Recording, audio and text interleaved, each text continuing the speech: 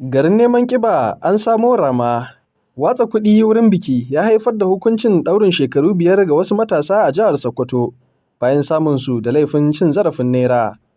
Matasan Ahmad Abdullahi Buhari, Jamilu Bello Yusuf da kuma Yasir Muhammad Bala sun amsa laifin da aka tuhume su da su a gaban kotu.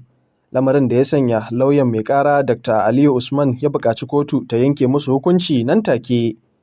Tuhume-tuhume ne guda 5 waɗanda suka keta sashe na 21 ɗaya cikin baka na dokar Babban Bankin Najeriya na shekarar 2007 inji kotun.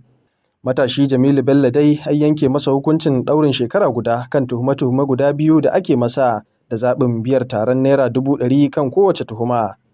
Yasir Muhammad Balama hukuncin ɗauri na shekara guda ne da zaɓin taron Naira 100,000.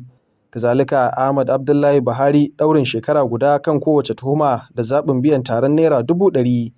Baya ga haka, mai shari'a Ahmad Mahmud na babbar kotun tarayya a jihar ta Sokoto ya wajabta musu sanya hannu kan yarjejeniyar zama mutane na gari wadda iyayensu ma za su sanya hannu.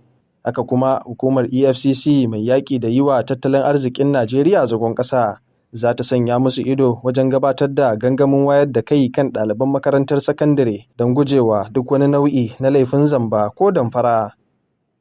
DCL Hausa, Salisu Ado Suleiman.